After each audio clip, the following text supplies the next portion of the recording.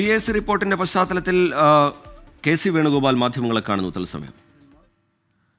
സംസ്ഥാന ഗവൺമെൻറ്റിൻ്റെ ബന്ധപ്പെട്ട ഓഫീസുകളിലെ ഉദ്യോഗസ്ഥന്മാർ, ഉദാഹരണം PWD, ഇറിഗേഷൻ, ഒക്കെ റവന്യൂ, അവരെയൊക്കെ ബന്ധപ്പെടുത്തിക്കൊണ്ട് ഒരു മെക്കാനിസം, വളരെ ശക്തമായ മെക്കാനിസം DPR പ്രിപ്പയർ ചെയ്യുന്നതിന് മുമ്പ് ഇതിനുണ്ടാക്കി അവരുടെയും കൂടെ കൺസൾട്ടേഷൻ നടത്തിയിട്ട് വേണം DPRലേക്ക് പോകണമെന്നുള്ളതാണ് മറ്റൊരു നിർദ്ദേശം. ഡിസൈൻ അക്കൗണ്ടബിലിറ്റി, നിങ്ങൾക്കറിയാം, ഡിസൈൻ ഫെയിലിയർ ആവുന്ന രീതിയിലാണ് നടപടികൾ ഉണ്ടായിരിക്കുന്നതെന്ന് അവർ തന്നെ സമ്മതിച്ചിട്ട്, കമ്മിറ്റി മുമ്പാകെ സമ്മതിച്ചിട്ടുണ്ട്. പലയിടത്തും നിർമ്മാണ പിഴവുകൾ ഉണ്ടായിരിക്കുന്നതും അപകടങ്ങൾ ഉണ്ടായിരിക്കുന്നതും ഒക്കെ തന്നെ ഡിസൈൻ ഫെയിലിയറാണ്. അപ്പോൾ ഡിസൈൻ ഫെയിലിയർ ഒഴിവാക്കാൻ ഇപ്പോഴത്തെ ഡിസൈൻ സിസ്റ്റം നിങ്ങൾക്ക് എല്ലാവർക്കും അറിയാം, ഞാൻ പറഞ്ഞതാണ് മുമ്പും. ഇപ്പോഴത്തെ ഡിസൈനിൻ്റെ പ്രധാനപ്പെട്ട റോൾ വഹിക്കുന്നത് കൺസൾട്ടറി തന്നെയാണ്. കരാറുകാരൻ തന്നെയാണ് പ്രധാനപ്പെട്ട ഡിസൈൻ്റെ ഉത്തരവാദിത്വം നിർവഹിക്കുന്നത്. ഒരു കൺസൾട്ടിങ് എഞ്ചിനീയറിംഗ് കൂടെ കൊടുക്കും NHAI. അതിന് പകരം ഈ ഡിസൈൻ പന്തിമമായി അനുവദിക്കുന്നതിന് വേണ്ടിയിട്ട് ഒരു high level mechanism national highway അതോറിറ്റീസിലുണ്ടാകണം. ടെക്നിക്കൽ വിദഗ്ധന്മാർ ഉൾപ്പെടെയുള്ള ഒരു മെക്കാനിസം.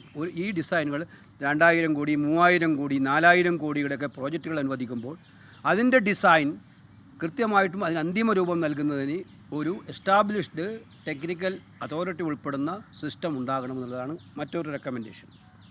സബ് കോൺട്രാക്റ്റിംഗ്, നിങ്ങൾക്കറിയാം, ഇപ്പോൾ ഒരു കരാറുകാരൻ ഏറ്റെടുക്കും. കേരളത്തിൽ തന്നെ അനുഭവമുണ്ട്. 1800 കോടിയുടെ കരാർ ഏറ്റെടുത്ത ആൾ സബ് കോൺട്രാക്റ്റായിട്ടായി 900 കോടി കൊടുത്തിരിക്കുകയാണ്. ഈ ഇടയ്ക്കുള്ള 900 കോടി പ്രോജക്റ്റിൽ ചിലവഴിക്കപ്പെടുന്നതേ ഇല്ല. ഹ്യൂജ് അഴിമതിയാണ് കേരളത്തിൽ റിപ്പോർട്ട് ചെയ്യപ്പെടുന്നത് ഇക്കാര്യത്തിൽ. അപ്പോൾ സബ് കോൺട്രാക്ടർ ആരെന്ന് പോലും പലർക്കും അറിയില്ല. ആ കൊടുത്ത സബ് കോൺട്രാക്ടർ വീണ്ടും സബ് കോൺട്രാക്ടർ കൊടുക്കുകയാണ്. അപ്പോൾ സബ് കോൺട്രാക്ടേഴ്സിന് രജിസ്ട്രേഷൻ ഉണ്ടാകണം. അതിന് അഥവാ സബ് കോൺട്രാക്ടർ കൊടുക്കേണ്ട അവസ്ഥ വന്നാൽ ഒരു ലെവലിൽ മാത്രം ആ സബ് കോൺട്രാക്ടർ നിർത്തണം. അത് കൃത്യമായിട്ടും പരിശോധിക്കപ്പെടാനുള്ള രജിസ്ട്രി ഉണ്ടാകണം. ഇതാണ് ഞങ്ങൾ പറഞ്ഞിരിക്കുന്ന മറ്റൊരു കാര്യം. നേരത്തെ ഞാൻ പറഞ്ഞു, ഇൻഹൗസ് ടെക്നിക്കൽ റിവ്യൂ മെക്കാനിസം ഉണ്ടാവണം ഡിസൈനിനെ കുറിച്ച്. അത് ക്ലിയറായിട്ടും അത് നിർവ്വഹണമെന്നൊക്കെ. പിന്നെ ഏറ്റവും പ്രധാനപ്പെട്ട കാര്യം കമ്മിറ്റി റെക്കമെൻഡ് ചെയ്തിരിക്കുന്നത് സാധാരണക്കാരെ ബാധിക്കുന്ന ഏറ്റവും ഗുരുതരമായ പ്രശ്നമാണ്. നിങ്ങൾക്കറിയാം, ഇപ്പോൾ ദേശീയപാതയുടെ സർവീസ് റോഡുകളാണ്. ഇപ്പോൾ കേരളത്തെ സംബന്ധിച്ചിടത്തോളം മിക്കവാറും ഒരു 60% കേരളത്തിലെ യാത്രക്കാർ ഉപയോഗിക്കാൻ പോകുന്ന സർവീസ് റോഡുകളാണ്. ഓട്ടോറിക്ഷക്കാർ, സ്കൂട്ടർ യാത്രക്കാർ, ചെറിയ ചെറിയ വാഹനങ്ങൾ യാത്ര ചെയ്യുന്നവർ, ഇവർക്ക് മെയിൻ റോഡിലൂടെ യാത്ര ചെയ്യാൻ പറ്റില്ല, ദേശീയപാതയിലൂടെ യാത്ര ചെയ്യാൻ പറ്റില്ല. അവർ ഡിപ്പെൻഡ് ചെയ്യേണ്ടതും സർവീസ് റോഡുകളാണ്.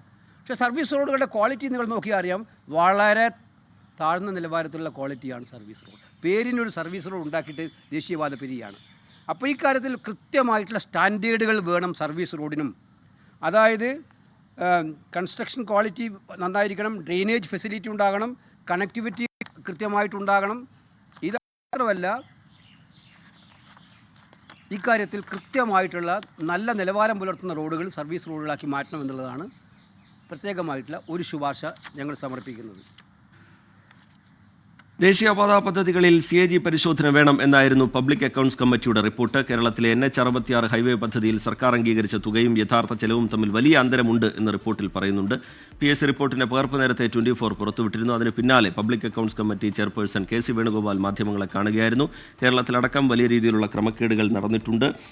നിർമ്മാണ ക്രമക്കേട് കേരളത്തിലടക്കം പുറത്തു വന്നു കഴിഞ്ഞു. വിശദമായ അന്വേഷണം, CAG അന്വേഷണം വേണം എന്നുള്ള കാര്യം KC വേണുഗോപാൽ മുന്നോട്ട് വയ്ക്കുകയാണ്.